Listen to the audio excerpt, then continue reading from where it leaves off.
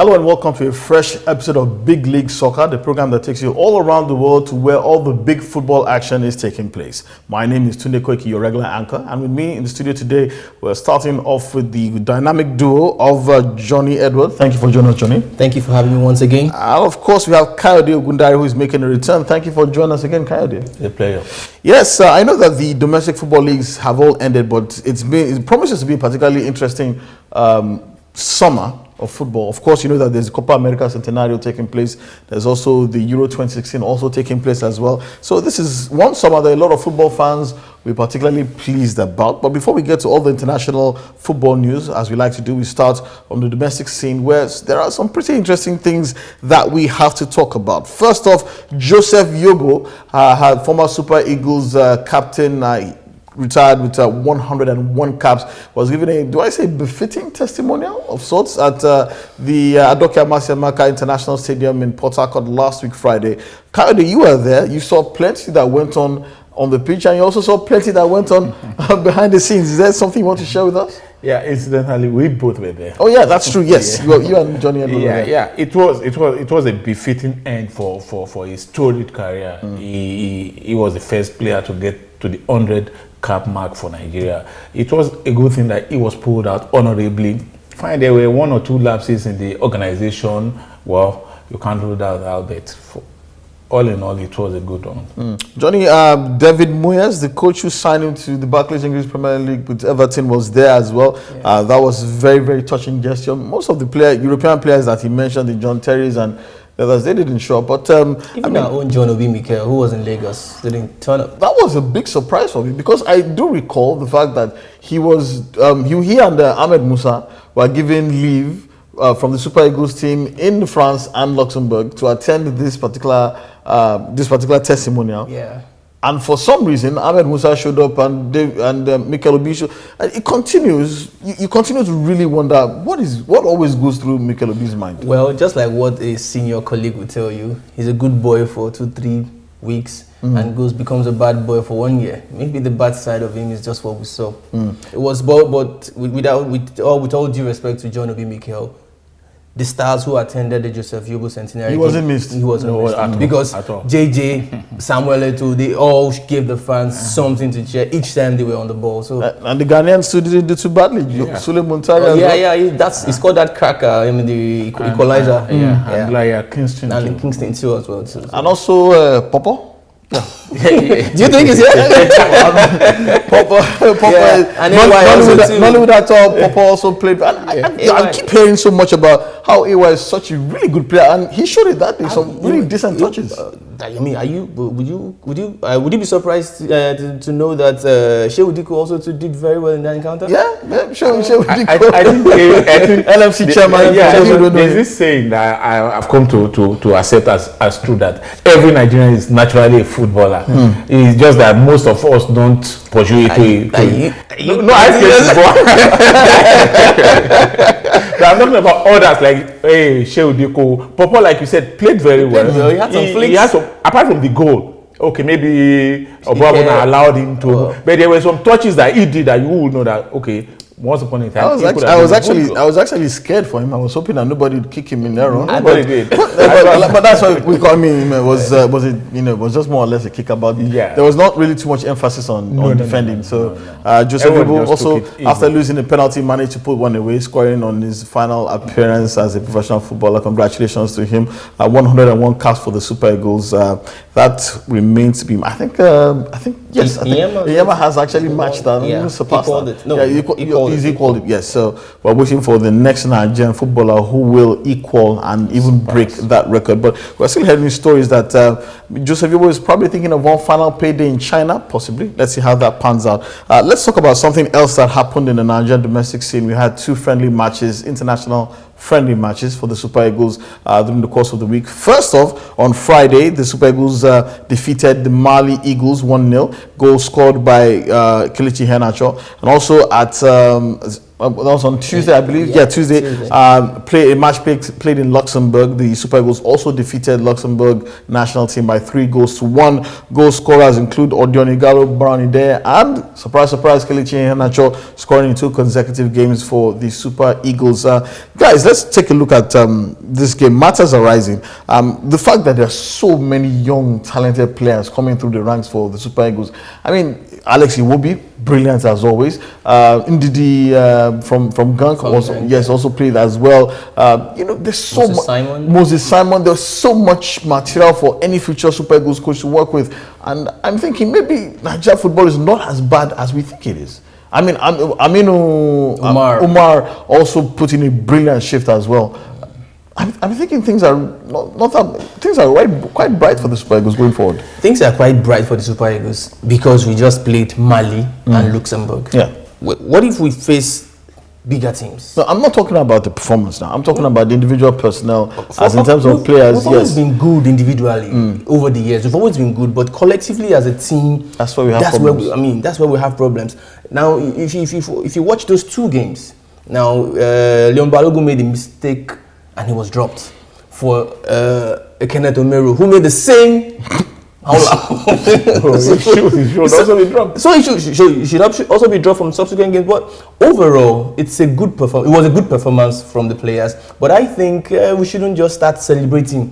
Yes, we've won. It's good for the confidence of the players. It's good. I mean, the local coaches also too are talking tough now. They brought back sanity. They brought back this. Hey, you've not played the Germans. You've not played Cote d'Ivoire. Seriously, today I have a slightly different perspective to the whole thing. We're looking at a team, like you said, we have a pool of players, which is good.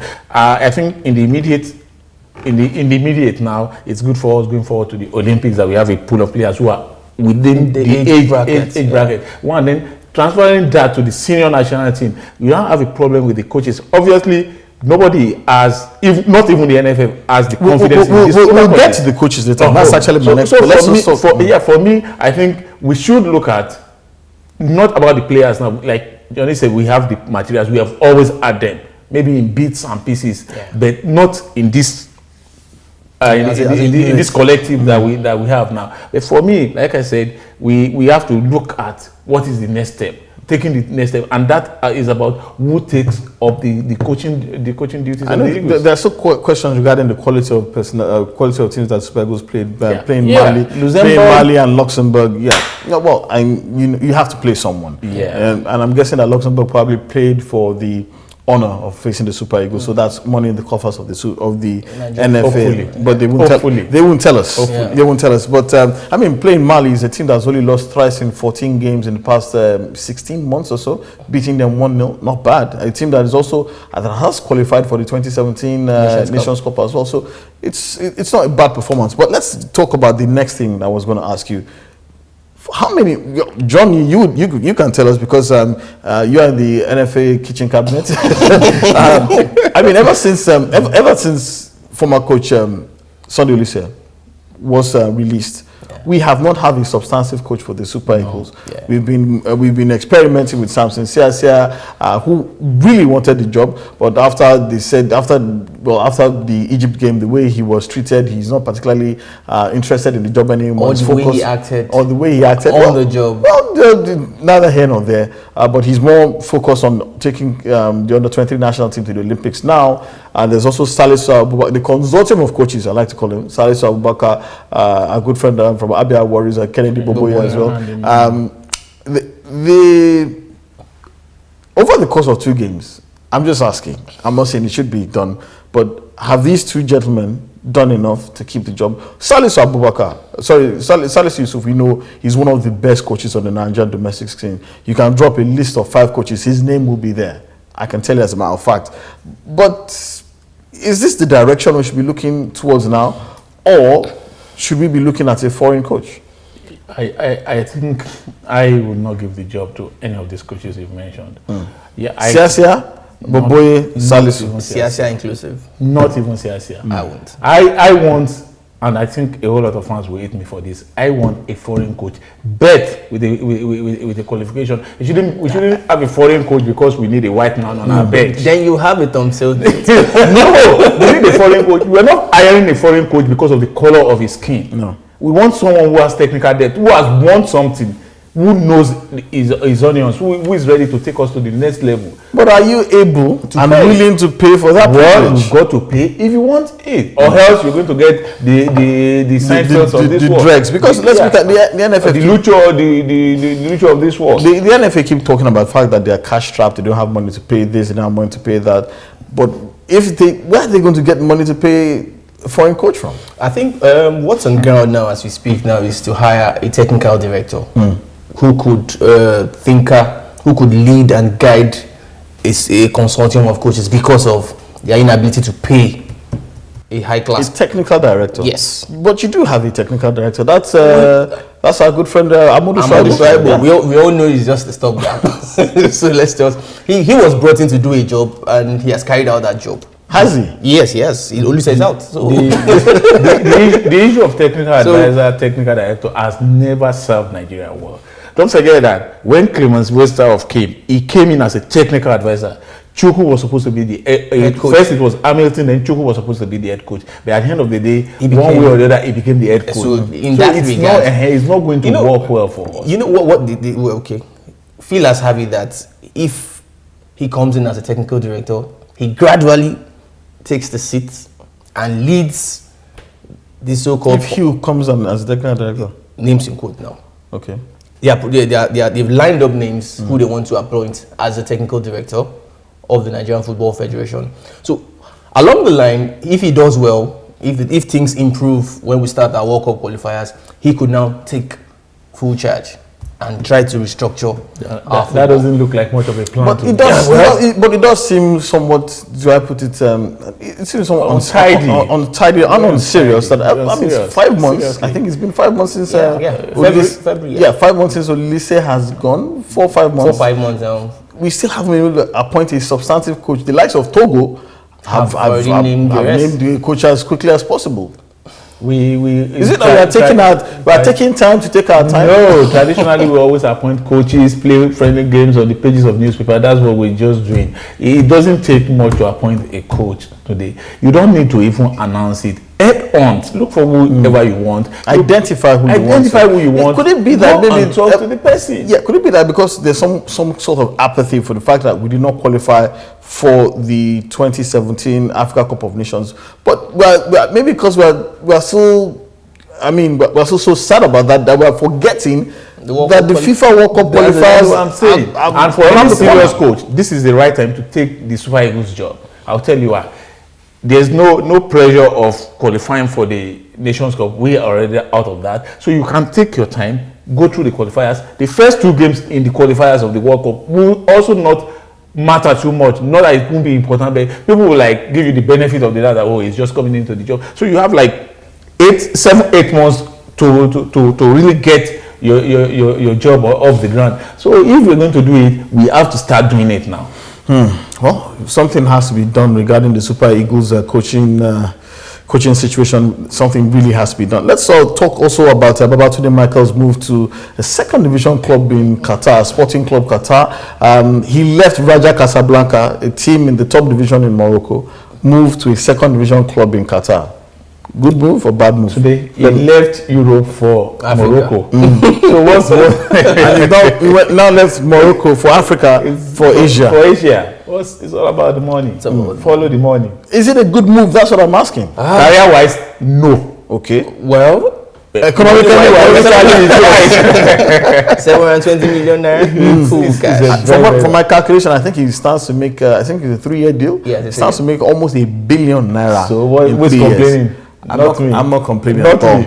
Finally, gentlemen, something very interesting that we are hearing that Shooting Stars Football Club of Ibadan are up for sale, and a certain Nigerian businessman who runs a sports betting company is very, very interested. My question is this: should the Oyo State government sell? We've always talked about government interference, government owning clubs, government doing this, government doing that. Is it time for the Oyo State government to let go of one of their most prized you know, there's a lot of sentimental value attached to the Stars. Is it time to let it go? Well, I think. And can they let it go? They can't let it go. They can't let it go. Because most of these clubs in Nigeria, I mean, government-owned clubs are used for political reasons. We all know that. Some also say as other reasons as well. So, but for me, professionally, I think it's time for the state government to just let go and let's see a brand, this club. I mean, run professionally. Let them run it professionally. And okay, see, as a fan of 3SC, I will tell you that no matter who owns the club has a pride of place in the hearts of Oyo State people.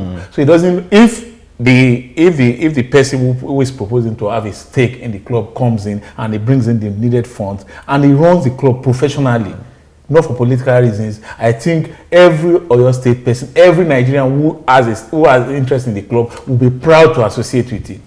That's what we ask for. I think so too. What's the value of a club that you want to hold on to that is practically dying? That's what the club is going to. I think, and also I think he should be smart enough to keep Shooting Stars in Ibadan and the brand name. There's plenty of goodwill regarding that name. If you try to change the name or take Shooting Stars out of Ibadan, there will be riots. Maybe that's one of the conditions that they give him. We'll see about that.